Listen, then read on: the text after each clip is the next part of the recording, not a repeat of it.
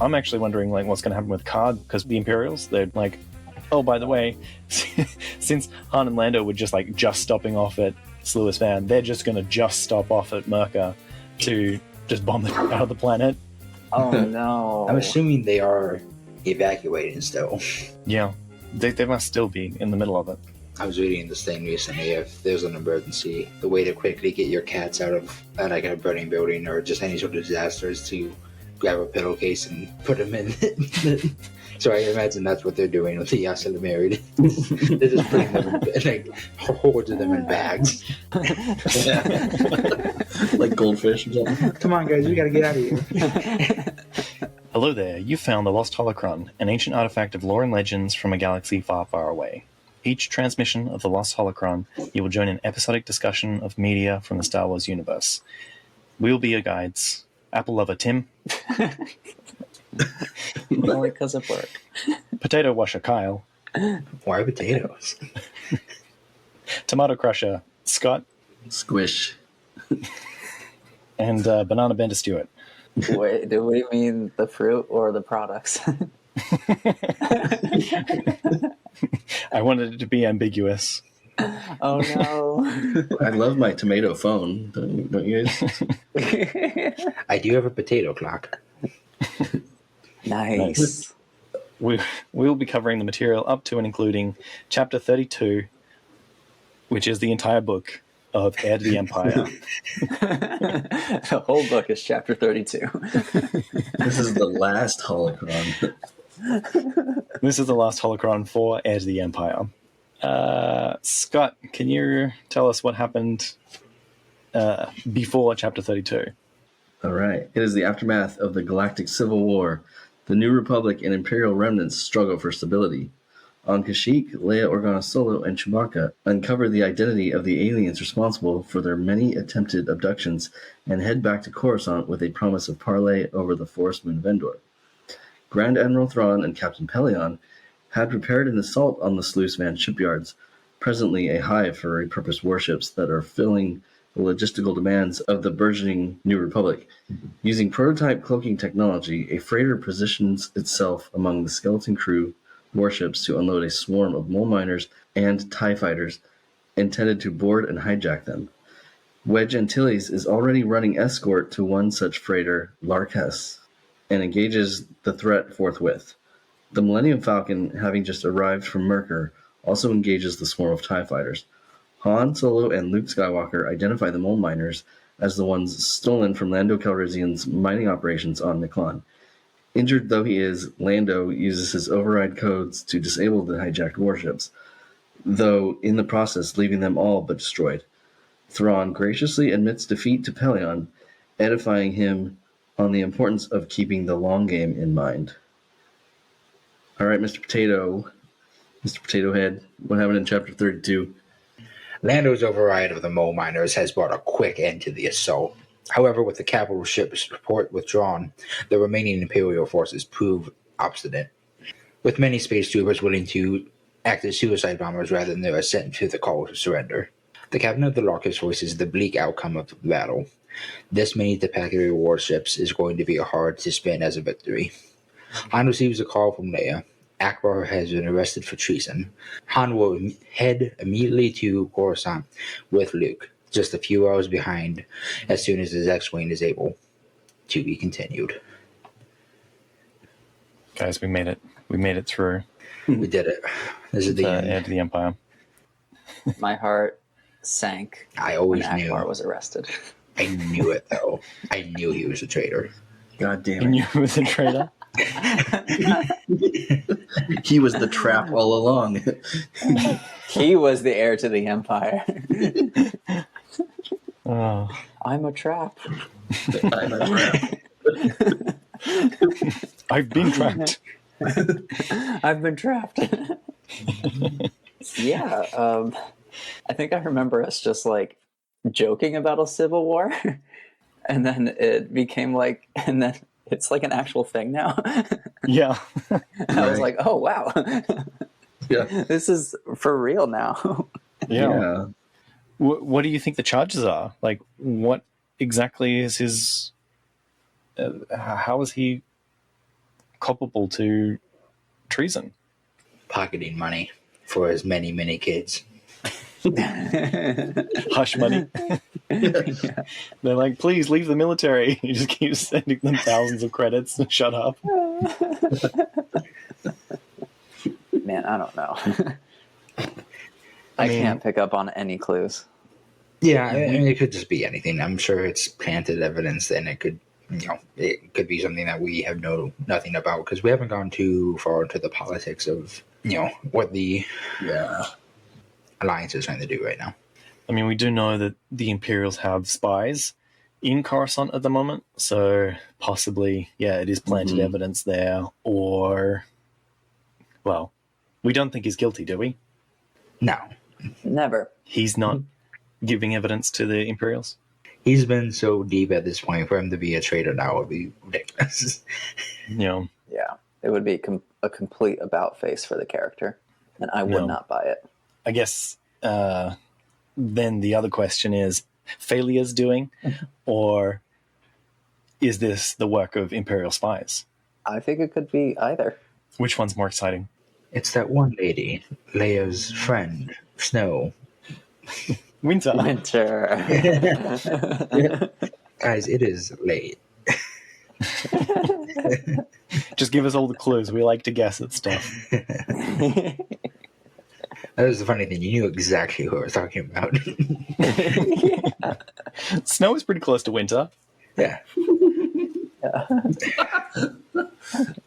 We're winter stands here. We brought her up more than the book. Right. Yeah. I totally think it could be either one.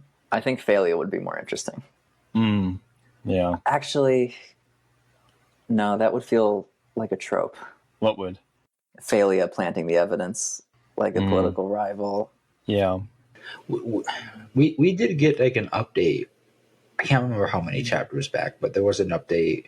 It was during the chapter right before Hana and Nando went to go see Card, Oh, where they got like a semi-encrypted message. oh. Trouble with the kids. Trouble with the trouble kids. with the Yeah. kids. And the neighbors and such.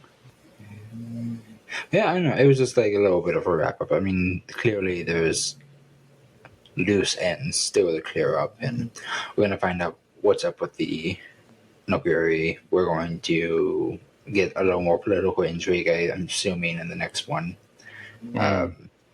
Because now it seems like, if Akbar is not actually committing treason, it means somebody is close enough in the political field to be planting that kind of evidence. Yeah.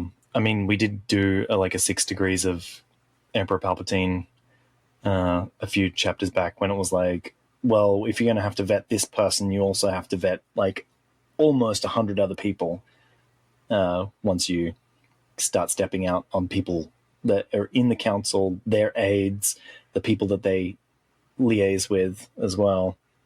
But yeah, it makes me think like maybe Failure is the one bringing the evidence forth, but it was presented to him by a friend of a friend who may be one of these Imperial spies. There are a lot of possibilities.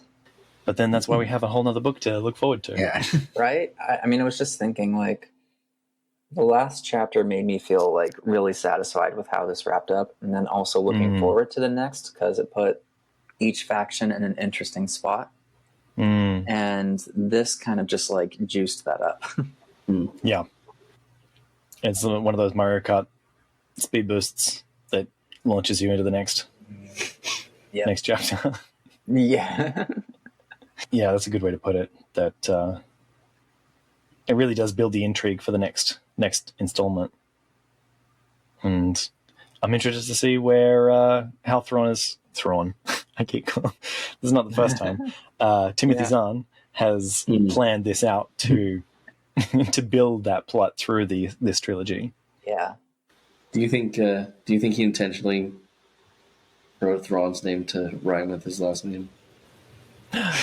Timothy Thrawn. Timothy Thrawn. Not in my accent. Timothy Zahn and Thrawn. Oh yeah, those are different. I mean, different, yeah, but But Timothy Zahn is American. Zahn. Wait, so how do you say Thrawn? Thrawn. I say Thrawn. Just like you said. More open. Yeah, okay. Yeah. Thrawn, Zahn. Yeah. I hear it. Mouth posture. Mouth posture. There was a phrase that Han used, like, here comes the hammer or something like that. Or the hammer's coming down. And I was like, I'm not exactly sure what this is. I'm going to Google this. And the first thing that comes up is a MC Hammer album or a track. Here comes the hammer. Oh. And so it makes me wonder, is Timothy Zahn an MC Hammer fan? I don't think there's any relation, but I want to explore this line of thought anyway. Yeah. Okay. I mean, it was So- the 90s. It was a song written and performed, released in 1990, and this was released in 1991. So I think it's quite possible that, that it did happen like that. But Did you actually find an answer? The answer you were looking for? Because I can let you know, the hammer is the hammer of justice, like the gavel. right, okay, that makes a lot more sense than him just trying to sneak in a reference to just some artist or guy. Super fun thought, though. Oh yeah. Yeah, just the timeline of that was like, that came out the next year. He would have been writing this at the same time. The connections. That would be hilarious if we interviewed him and he was like, "Yeah, actually, big MC Hammer fan." Finally, someone gets me. Maybe we should wrap the outro then. Have 4 white guys try to rap. All right. Oh, great. Guys, I'm sick that time. I can't make it.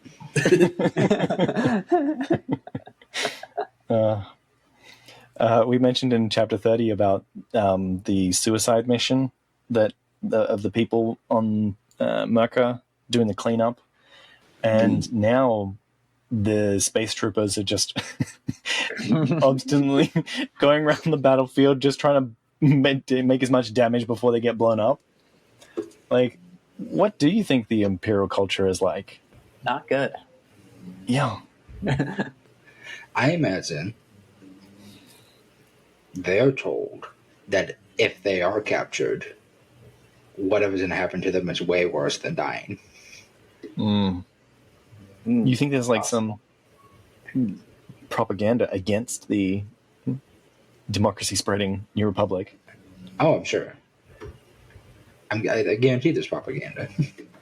Oh, Something I'm wondering is like, I feel like the fascist movements typically have some kind of cause for them all to rally around, and it usually involves defending some particular form of identity.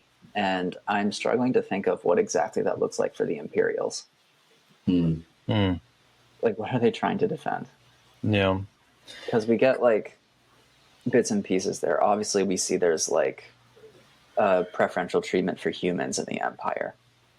But if there's any like anti-alien propaganda, it's usually not covered very much. No. Or anti-non-human propaganda. Yeah, it's not something we've seen so far. I mean, the one thing that I feel like has been touched on, maybe, is stability. Political stability is what they are fighting for. And they don't want people coming in with their new wave ideas and forcing us to do what we don't want to do. Everybody liked the way that we forced everybody else to do things. So let's keep that going. Yeah. So that's kind of what I feel like is going on there. But Okay, so this is taking the prequels into account in this interpretation, which were not a thing at this time, unless George Lucas talked a bit to Timothy Zahn. But I guess I feel like it was ultimately just an entire ego power trip by Palpatine. And he just threw whatever was out there that would stick and make people support the thing. And so that makes me also think about like this resurgence of the Empire by comparison, and how effective is it going to be? Well, Kyle said that Palpatine was supposed to be based on Nixon, right?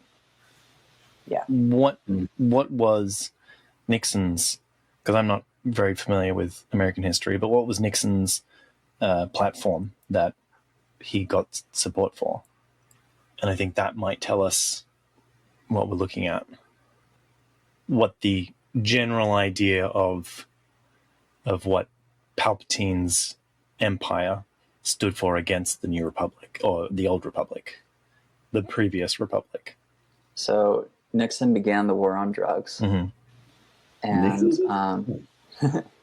unity in place of discord, compassion in place of bitterness, and leadership.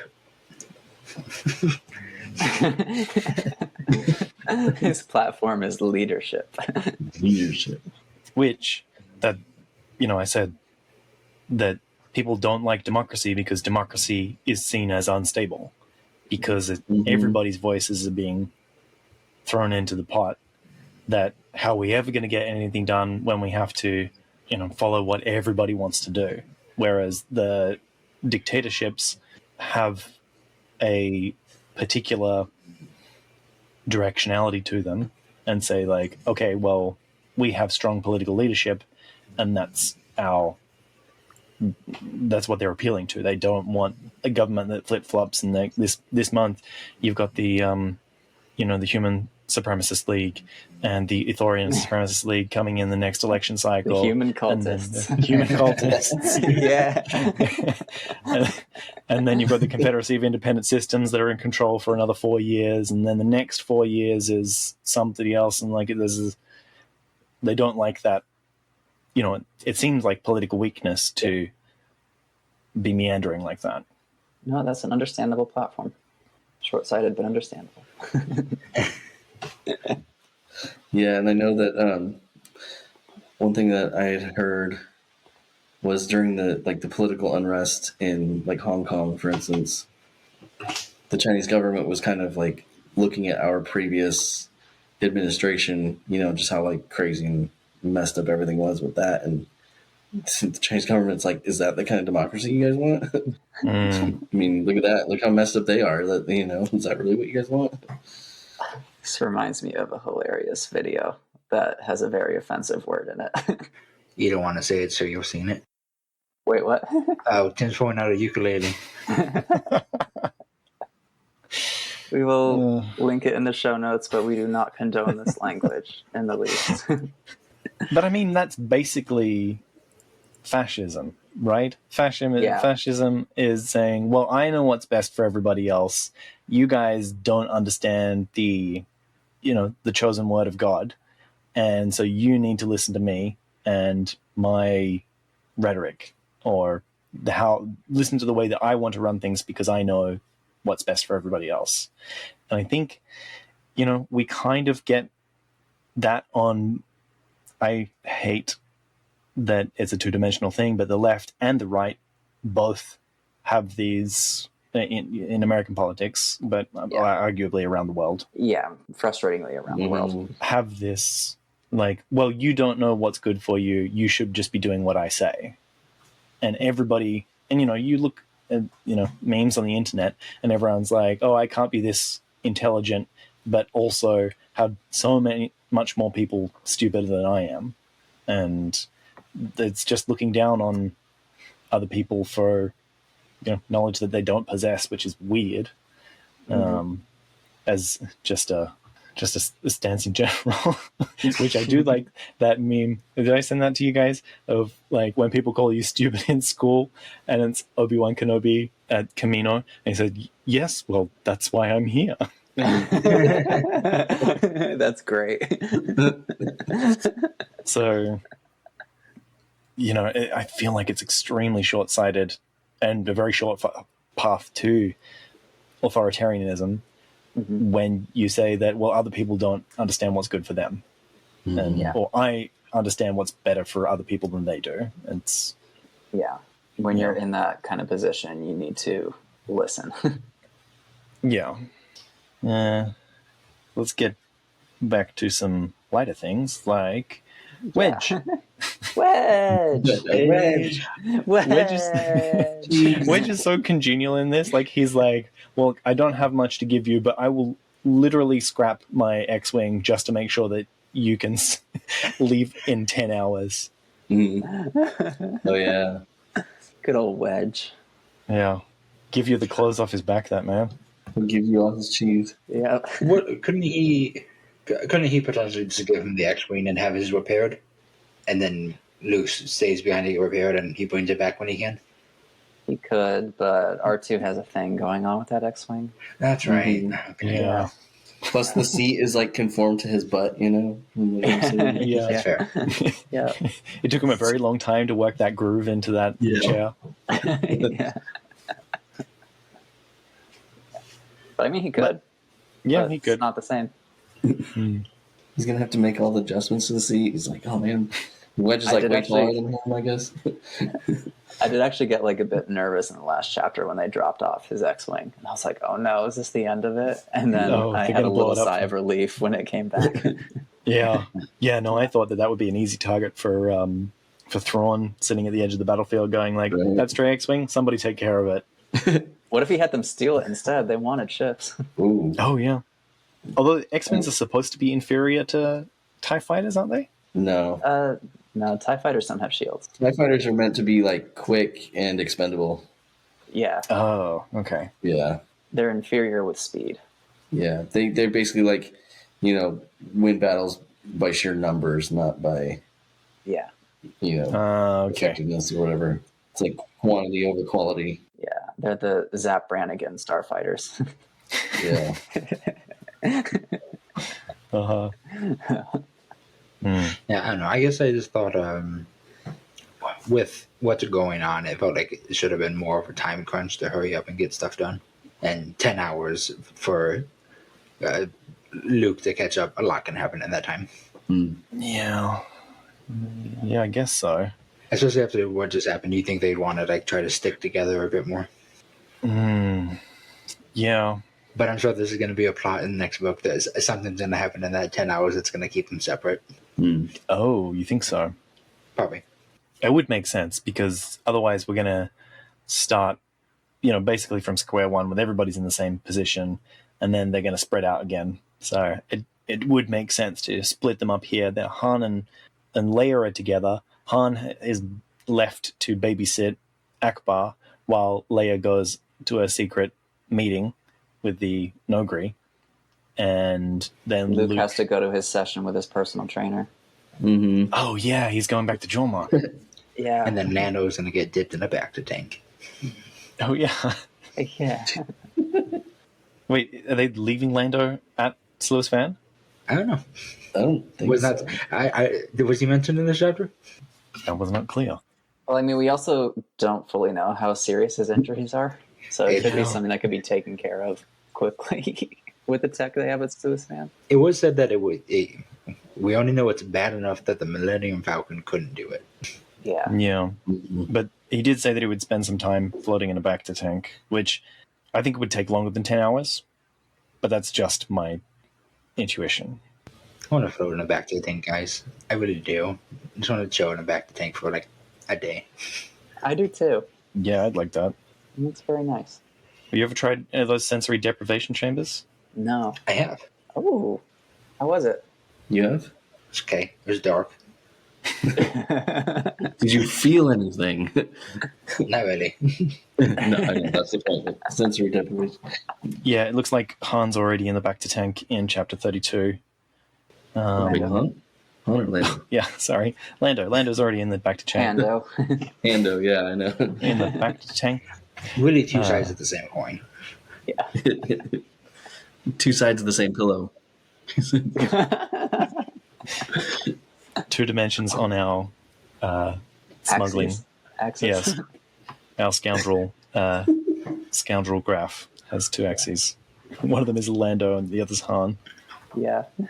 Looks like Card's not getting his cruiser. No. No. It's quite quite convenient that because he was thinking of betraying them, I wonder if that's going to come back and be like, oh yeah, by the way, you still owe me a cruiser. It's like, no, you've evacuated already, mate. You don't need that cruiser anymore. right? There's a few different things set up here that will be very interesting to see when it continues. Because, I mean, Yeah. Han's going to have a political headache with his clan in the moment. Mm.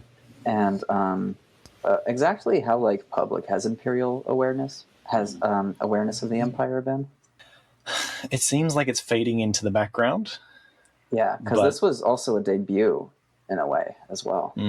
Yeah. I'm guessing this is going to make things more intense, though. It's going to bring it back into the spotlight.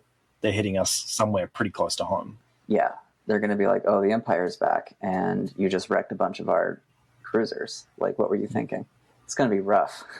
Yeah, it's going to be pretty rough. I'm actually wondering, like, what's going to happen with Card, because pretty soon we established, like, they're 20 hours away by light speed, or by warp drive, or hyperspace? By hyperspace. So, do you think that's going to be their first stop out of Sluis Van, the Imperials? They're like, oh, by the way, since Han and Lando were just stopping off at Sluis Van, they're just going to just stop off at Merca to just bomb the out of the planet. Oh, no. I don't think so. I think we talked about it last week, where it's just low priority, but it's gonna come up to them. And I don't know. I'm assuming they are evacuating still. Yeah, they must But still what- be in the middle of it. But what if it's now Sunday for Thrawn? Yeah, it does feel like a Sunday for him at this point. I don't think they're gonna get rid of Card that easily. I think Card is gonna know that he's fucked, and he's gonna go to the only people that he thinks could possibly help them, and that's the Alliance right now. Yeah, no help to be found among the huts. Never. Well, he's supposed to be kind of spearheading the former Hutt operation, former Jabba the Hutt operation. Oh, do you think the huts are mad with him then? That he's stepping on ex-Hut territory? Probably. Zero the Hutt. Card, for one moment, can you just stop pissing everyone off? Do we even know where they are right now? Or are they just kind of like in the background somewhere? The huts? No, Card and Aves and all those guys. Mark. Oh, thinking they're he's still on Merca. evacuating. They're still doing their... They're still back. Oh, okay. Yeah, they're still trying to get their stuff together so that they can get out of there. Okay. I thought maybe at this point they had already done all that, but yeah. He's got a lot of nice furniture to pack up. Yeah. So it's gonna He's take- got to gather up all those lizards. He's got a big Right? He has to wrangle his lizards. He needs a star Right, cruiser lizards. so he can fill it full of lizards. Yeah. And do you think he's going to take that tree as well Yeah. from the middle of the grand room? Oh, yeah, I would. How else is he going to intimidate Luke? He's like, damn it, Han, where are you with that calamari cruiser? Apparently, all you need to intimidate Luke is some indoor plants. This dude's got a ficus. He must be evil. There's I was reading this thing recently. If there's an emergency, the way to quickly get your cats out of like a burning building or just any sort of disaster is to grab a pillowcase and put them in. So I imagine that's what they're doing with the Yasala married. They're just putting them in hordes of them in bags. Bags. Like goldfish or something. Come on, guys, we got to get out of here. Well, guys, What do you guys think of the book? Overall, what are your impressions of Heir of the Empire? I really enjoyed it. yeah. I think it was a very good addition to Star Wars, and it felt like it was a very worthy sequel to Return of the Jedi back then in the 90s. I don't feel quite the same. 'Cause, I mean, it still feels not quite Star Wars to me. I think that's just because the way it approaches the Force doesn't really align with how I think the Force is in Star Wars, namely the Asalamiri. But I think everything else is Yeah. a bit more of a harder sci-fi than we typically get from Star Wars, and I really, really like that. Yeah, me too. Yeah. I really enjoyed just the events that happened Just kind of the cat and mouse game with Thrawn and the rebel, or not rebels, but at this point, but the New Republic, and I thought that was really good, and it felt very Star Wars. But yeah, like what you're saying about the Force, it does feel like Timothy Zahn kind of had a little bit different interpretation, kind of his own interpretation, I guess. Yeah. I wonder how we're going to see that come in the next 2 books. How the Force comes back to maybe give you a bit more of those Star Warsy feels. I definitely want to see more of Jeruis, not just because of his abs, but because of the Force. Yeah, Kyle. Oh, I was saying I'm excited about it. So, I mean, I've read a lot of the new canon stuff, and this is the first old canon book that I've gotten into. And besides slight spoilers that I am trying to forget, I am really excited about some of the new stuff that's the new to me stuff that's being talked about. Do you find there's a different feel between the new stuff and the old stuff? Definitely. There's more of there's a bit of a looseness. Like, you can tell that this is written by somebody who knows any of this could be overwritten. A lot of the new canon stuff does feel more like coherent and solid. Right. Do you have a preference for that kind of feeling? No, not really. Both very enjoyable. What do you think, Stuart? Oh, this was like my introduction to Star Wars books in general, and I thoroughly enjoyed revisiting this. It's been wonderful, and to visit in this format with you guys has been. I didn't think that I could have had a better experience coming back to this. Awesome. Yeah, I'm super stoked with this, and I'm excited to see the next book. See where this all keeps going. So many things to look forward to. Find out next time on The Lost Holocron. I do know there was one thing that one of the things that I did spoil for myself because I read that stupid Leia's lightsaber wiki for Leia's lightsaber. Yeah, I can't wait to complain about it. It is. Oh, that'll be interesting. All right, I'm intrigued. Very intrigued. All right. Last thoughts. Final thoughts for this book, even?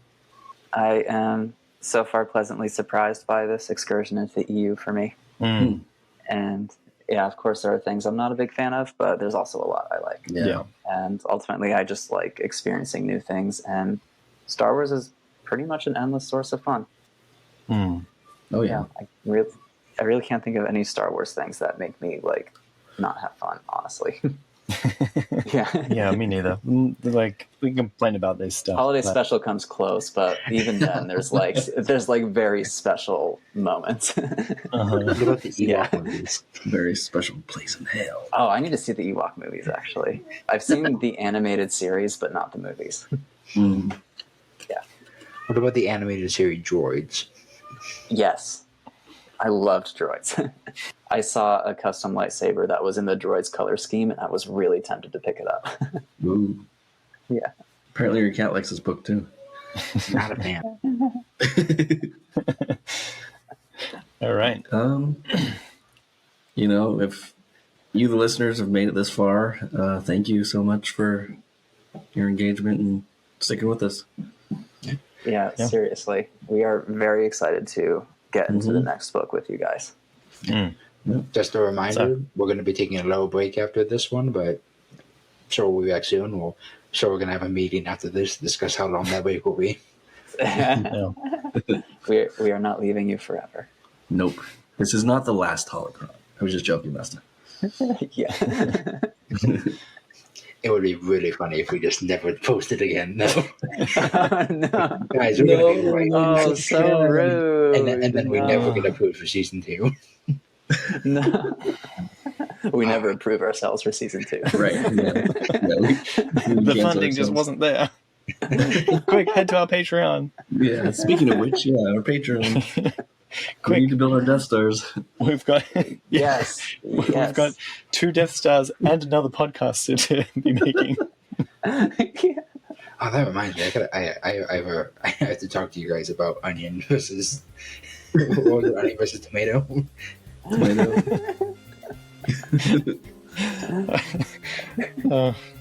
Alright, this has been the Lost Holocron. You can find transcripts, links to discussion, and more at our website, lostholocron.com. While you're there, you can learn how to support the creation of future episodes. Read on, and we'll be waiting for you in the next book. We'll be honoured if you would join us.